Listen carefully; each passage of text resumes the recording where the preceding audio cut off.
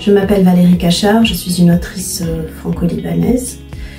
Je suis experte théâtre auprès de l'Organisation internationale de la francophonie et je serai en charge de cette nouvelle discipline qui sera présente aux Jeux de Yerevan en juillet 2027.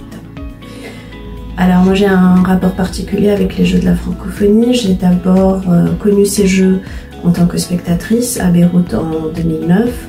Ensuite, en 2013, j'ai participé aux Jeux dans la catégorie littérature nouvelle.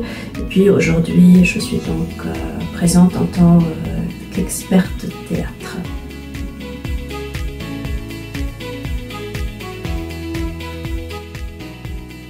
Le théâtre, il rend plus conscient de soi. Il rend plus conscient de son corps, de sa voix, de son imaginaire, et à partir de là, il va nous pousser à nous mouvoir et il va aussi nous pousser à vouloir. Parce que construire un personnage, c'est d'abord s'intéresser à ses intentions. Qu'est-ce qu'il désire et comment il va faire pour obtenir ce qu'il veut. Qu'est-ce qu'il va mettre en action pour cela, qu'est-ce qui va l'aider à se réaliser, qu'est-ce qui va l'empêcher, et à partir du moment où il est empêché, quelles sont les stratégies qu'il va mettre en place pour réussir. Un peu ce qu'on fait dans la vraie vie. Alors évidemment, à partir de là, il va avoir à gérer des émotions, parce que ces émotions, elles vont aussi venir avec ce qui va l'aider et ce qui va l'empêcher, et il va avoir à gérer du stress. Maintenant, dans le théâtre, donc on travaille le corps, on travaille la voix, et pour travailler la voix et le corps, on a besoin d'un outil essentiel qui est la respiration, et qui est à mon sens l'outil principal pour gérer le stress, donc apprendre à travailler sa respiration, et c'est un outil qui est à la portée de toutes et de tous, puisque le souffle est ce qui nous maintient en vie.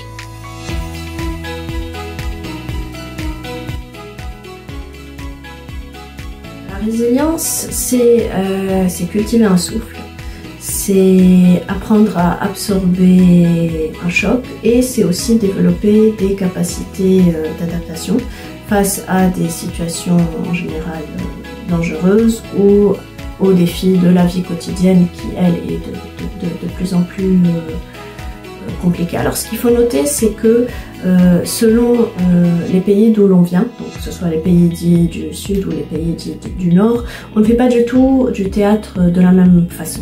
Nous n'avons pas les mêmes traditions, nous ne sommes pas portés par les mêmes élans, nous ne pratiquons pas nécessairement les mêmes formes, et nous ne faisons pas aussi face aux mêmes urgences, que ce soit au moment où nous créons, mais aussi dans la manière dont nous vivons, ou je vais dire même survivons, puisque parmi les participants au jeu, nous avons aussi souvent des participants qui viennent de zones qui sont traversées de conflits.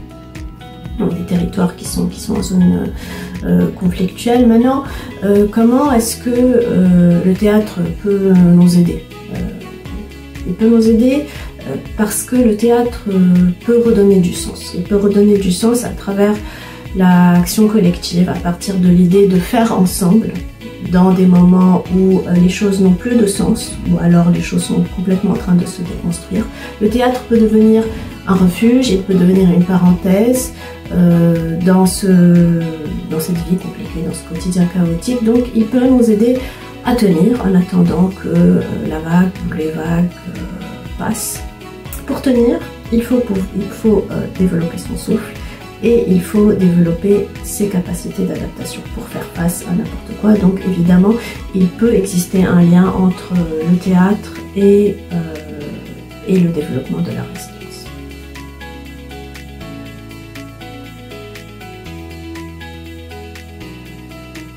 La performance théâtrale, elle implique notre enveloppe corporelle, elle implique notre irréalité, c'est-à-dire l'ici, maintenant, elle implique notre voix, le fait de l'entendre et le fait surtout de la faire entendre. Elle nous met face à un public, et donc elle nous fait travailler un élément très important qui est la confiance. La confiance en nous-mêmes et surtout la confiance dans le groupe qui constitue notre environnement à ce moment-là. Parce que pour aller bien, il faut à la fois se faire confiance et faire confiance au groupe. Et c'est souvent aussi le fait de faire confiance au groupe qui nous permet ensuite de se faire confiance à soi et vice versa. C'est quelque chose aussi qu'on voit beaucoup dans les sports collectifs où chacun a sa place et son rôle au service du groupe.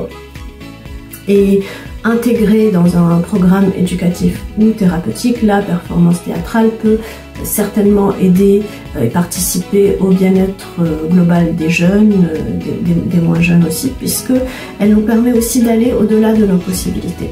Elle nous permet de découvrir toutes les capacités qui sont cachées à l'intérieur de nous et que l'on ignore. Par exemple, quand on va au plateau, que ce soit pour un exercice d'improvisation ou pour dire un texte pour la première fois, souvent il se passe des choses. Il y a une révélation à cet endroit.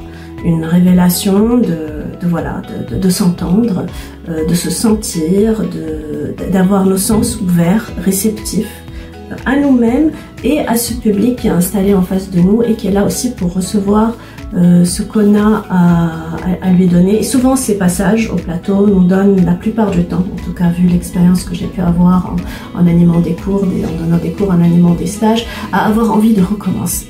À avoir aussi quelque chose de lié un peu au jeu qu'on jouait quand on était enfant, et se dire j'ai réussi, je vais y arriver, est-ce que je peux recommencer, est-ce que je peux repasser pour tester par exemple un nouveau exercice. Il faut que tout cela soit fait évidemment dans un cadre bienveillant et sûr, mais si on est dans un programme éducatif ou thérapeutique, a priori ces lieux-là sont faits pour.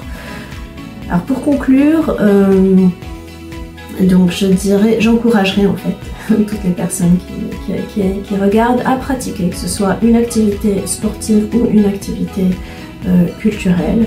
Idéalement, je dirais les deux, parce qu'il y a vraiment des ponts à tendre entre ces deux pratiques. Et souvent, quand on cultive le souffle dans l'une, ça nous aide à cultiver le souffle dans l'autre. Et ces pratiques nous rendent, je dirais, plus attentifs, réceptifs au monde qui nous entoure. Ce sont aussi des pratiques qui permettent de cultiver des liens humains de très grande qualité, de très grande richesse, des liens précieux. Donc voilà, je vous encourage à cela.